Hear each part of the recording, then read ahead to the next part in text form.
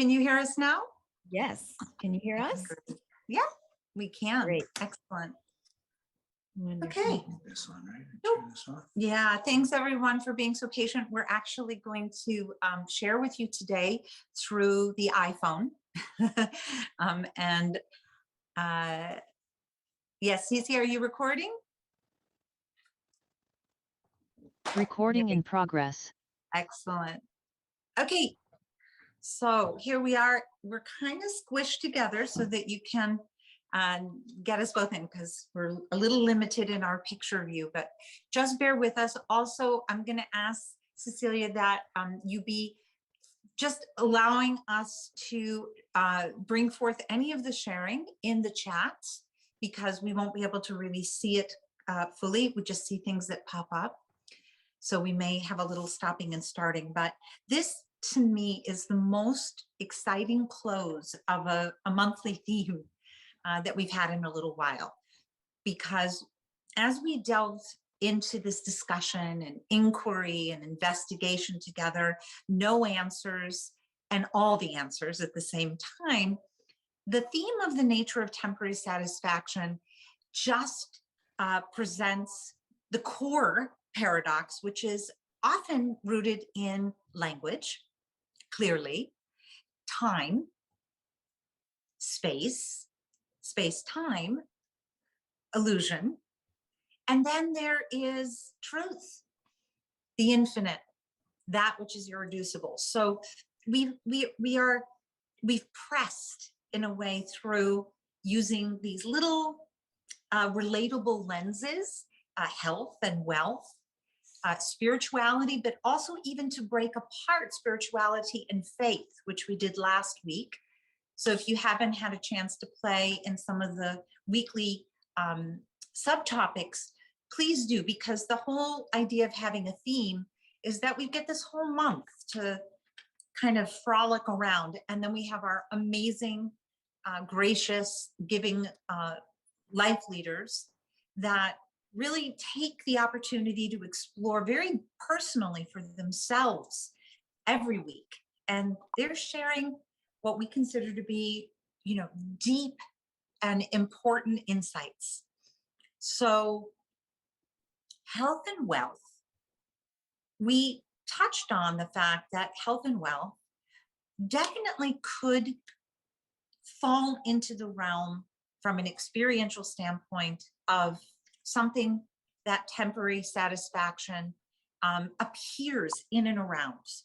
We toggled a little around spirituality, and certainly through the lens of faith, we're able to find sort of the importance and the keys and that contributes in a very productive way when we have and allow these temporary satisfactions in the form of perception and feelings and again, and thoughts and experiences and lifetimes and so on and so forth to inform us. We left last week with, I think, an important idea, which is that if we don't create a conflict between awareness and experience, don't create a conflict between awareness and experience. If we don't make thinking a problem, thinking then is always shining with awareness, or we'll say the knowing of it, meaning the knowing that we are aware, that we are aware. And so let's try to look for that in the truth of our experience as we delve into love. Love is love. That is a question mark. Is love love? Can love be temporary? Eric had some thoughts on that one. Well, can love be temporary, or can the way we express love be temporary? There are high school crushes and there's puppy love, and often these are brief and sometimes they last a lifetime. And do we confuse what's brief with lasting a lifetime as being permanent, or shall we say infinite, or temporary, finite, and yet even within the lifetime, we know that life is a finite expression of the infinite. So sometimes it's an illusion, a puppy love that fades. Sometimes it's a flame that burns throughout a lifetime. Sometimes we reignite it later on. And yet, always, the use of love to represent that kind of a concept is temporary in itself. Do we set up the ways we search for love? Whether it's intentional searching or unintentional searching, to be searches for finite instead of infinite. You know, it can be said that promiscuity is the search for monogamy. And we could take that from a certain cerebral perspective, and yet in reality, if you've ever attempted that approach, and sometimes we don't attempt it intentionally, sometimes unintentionally, sometimes it's sex addiction, sometimes it's other things. But we find that whatever we find is short-lived, and we're actually less happy after we found it than we were before in the seeking of it. So there are many different ways we look for what we think of as love, which may or may not, likely not, be the infinite expression that love is. So is there inherently to this a paradox? This sort of exploration today, in the very first part, raised the question, do we need to use a different word, possibly, when referring to temporary satisfaction or the experience of love? Just a question. Why? Why might we consider that? Is there an inherent paradox embedded in the word love? You know, we have explored for numerous years the difference between feeling love and being love itself in the reconnective healing experience as part of this relationship, this reception that is energy, light, and information. And for decades now, the reconnective healing experience has sort of challenged the meaning of the word healing, right? We find sort of in this conversation, that same inquiry, it might be necessary in the same way that healing, we use sort of flagrantly the use of it, the meaning of that which is. Love is love, right? We are this isness, regardless of the experience of love we give or receive, regardless of the image or actions of love we present in the world. And I'm going to segue here for a minute. Next month's theme, September's theme for the RLC, is going to be the nature of image and action. And we're going to get to sort of look at how this gets broken down. But with respect to love is love, let's say that it is our understanding that love isn't and can't be found in the nature of temporary satisfaction. We're going to present a little bit around that direction today.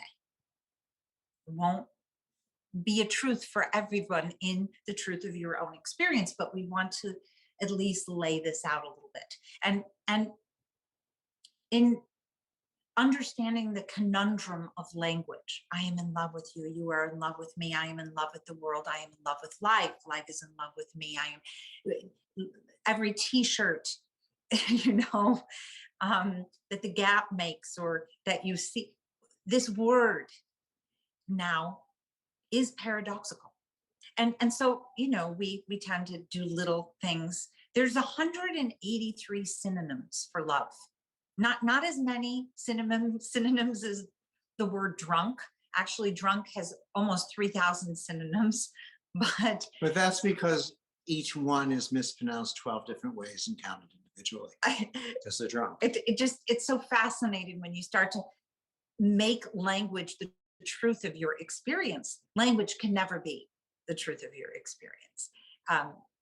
It just is language. So we just thought it'd be fun. Cece's going to put some of the synonyms in the chat because we want to examine some of these. And maybe there is perhaps a more accurate expression or lens that is appropriate in experiencing temporary satisfaction through the lens of love. Maybe. And so let's just play a little bit to see, do we really want to explain the experience as an attraction, an intimacy, an attachment, a worship, a passion, an adulation, an allegiance, an amorousness, a crush, a delight, a devotedness, enjoyment. Oh, wait, here's a good one. A hankering. What is a hankering? It's like something you do with a handkerchief. I don't know. No, a hankering is I an know, impulse. I know. But idolatry, that's intriguing. Yes, an inclination, involvement, partiality, Piety, rapture, relish, for you pickle lovers. and then weakness, worship, zeal, mad for. So Oh, wait. And as Lisa just put into the notes, drunk for love. well, no, now you're bringing together two things I love, Lisa. But yes, as an experience, really, actually, Lisa, of course, very good. Love drunk. Yeah. Or do we want to play in the bringing forth again of looking, when we're talking about the nature of temporary satisfaction and love, are we really more truthful as we begin to explore it from this perspective? So when to use, or what are other ways to say love? Love may apply to various kinds of regard. And I think that's where it comes up often. It may be in this way, dictionary.com says, the charity of the creator, the charity of the creator, source, the charity of source. Reverent adoration towards a person, a relationship between a parent and a child, friends, affection, or the fondness of others that is enduring and tender and calm, devotion, an intense and steadfast, enduring loyalty to a person. Or is it simply an oxytocin chemical brain imbalance? But don't worry if it is, because that'll only last about 2 years. And by then, you're in deep shit. So yes, obviously, and that's such a good point that you raise here, the biology of love, which we did explore very early on in some of the discussions in the Reconnective Life community, this biology of love also expressed or explained that way. So we have the heart that often leads this language into a frenzy and a lot of confusion. But again, I think our objective is just to explore this truth. Love is love in relation to the reconnective healing experience, in which I'm going to give you something to consider deeply around that relationship, but as how, in what way love is love could ever be something temporary. I am going to draw upon two little examples. There was a great debate between, and I think I mentioned Tom Campbell and Rupert Spira, and they were really ultimately, they were in agreement on most everything. I would say everything that mattered, but the footnotes of their conversation were quite different. So Tom expresses love, human love. He says simulated beings, his perspective that humans are individual units of consciousness, IUOCs, individual units of consciousness. They're avatars in this particular perspective. And he creates a great argument. He's a fair and truthful scientist.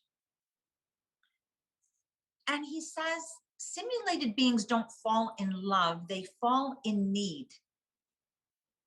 Because as individual units of consciousness, they function according to a rule set with instincts, perceptions. Justin, are you in agreement with me here? Their rule set, in a way, procreating even, is these individual units of consciousness, if you will, serving the avatar. So consciousness is the heart, if you're sort of looking at Tom's philosophy, and the body, mind, the human is this avatar. Rupert Spira, who we have great regard for, really expresses that as a highly materialistic sort of position and reducing a human being to a biological mechanism. Individual units of consciousness is a very deep and materialistic perspective, because Rupert would express that residing deep in the heart of all human beings is the knowing of its defined self. Deep in the hearts of all human beings is the knowing of its defined self. So we're going to propose from those two perspectives that perhaps there are 1,000 paths to one truth. Okay? But for the purpose of our discussion today, and really, I think it's more the inquiry here, I took quite a lot of time to try to find a way to summarize this. So I'm going to read you something that spoke to me this way, as it relates to the reconnective healing experience. Okay? Love is love. This question, can love be found in the nature of temporary satisfaction?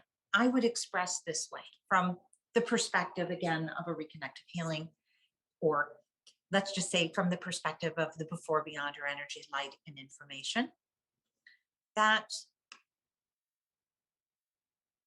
this energy, light, and information, the before, beyond, is an emerging freedom. And in freedom, maybe you are more loving, maybe you are not.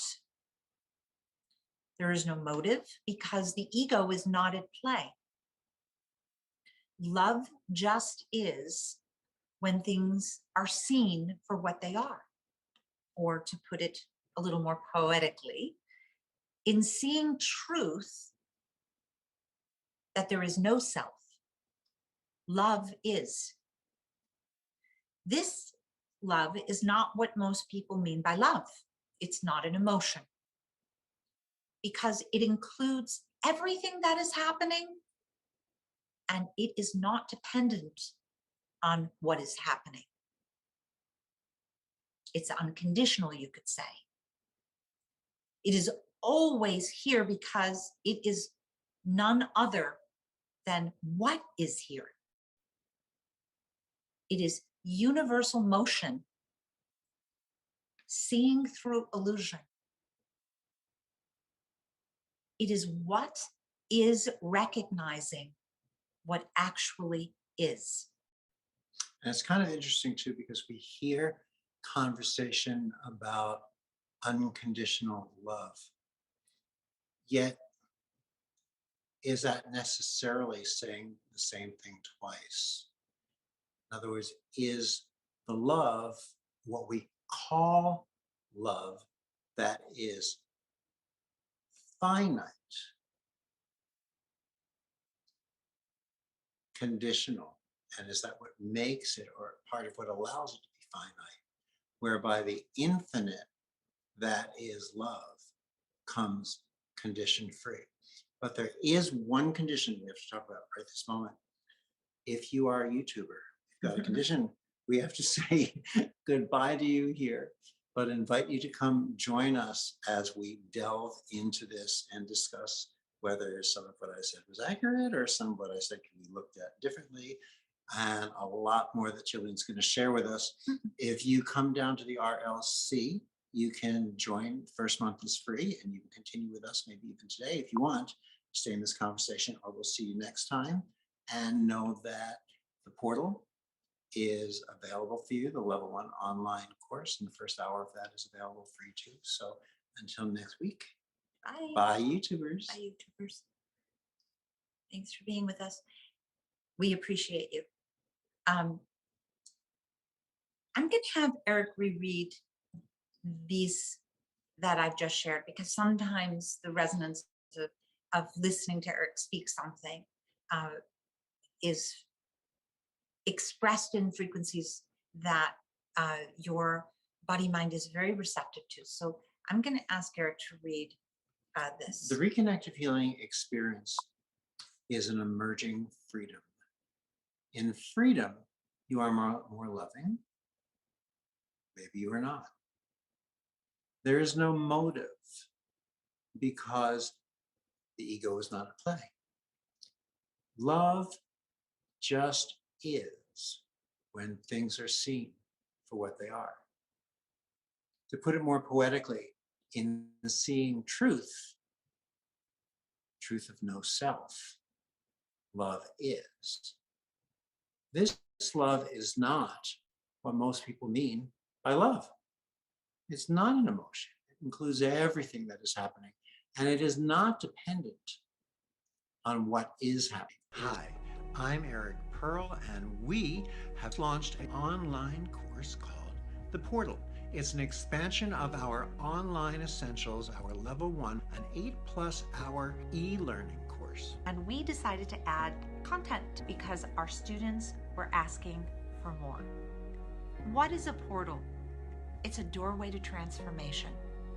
It includes the 8 hours of the online essentials course, 2 key chapters, one on love and one on healing, and workbooks from our worthiness episode from the series The Inner Compass.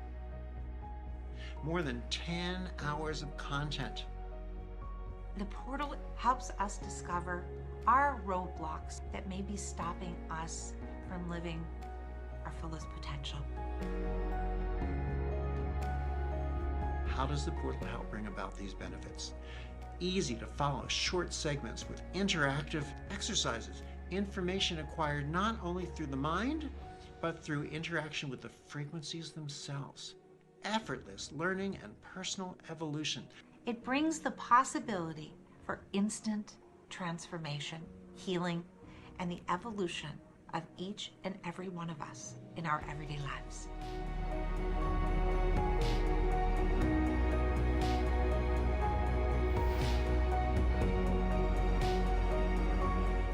Hey there, family. Dr. Eric and Jillian here. Welcome, everyone.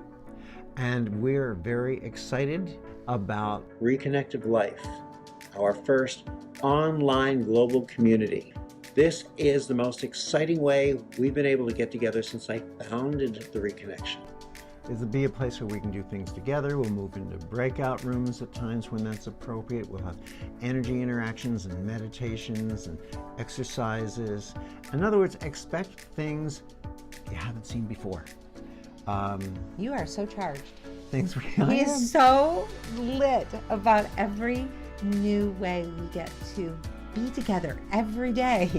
Just be together. let us just speak a little bit about what is going to be the shape of this community. In this community, we can share and discover more. Here we can talk to each other, we can chat, we can learn from and about one another. Jillian, me, our life leaders, and you will be in daily conversation with you. Weekly, we will have Facebook Lives. We will be with you every Wednesday. Sometimes it'll be just Eric. On occasion, it might just be me. Sometimes it'll be the two of us. It's all about giving you a way to look at the week living in the frequencies. And in every fourth week, we will include a live Q&A, so we can talk about the things that have been coming up for us, discuss back and forth, share, grow, expand together.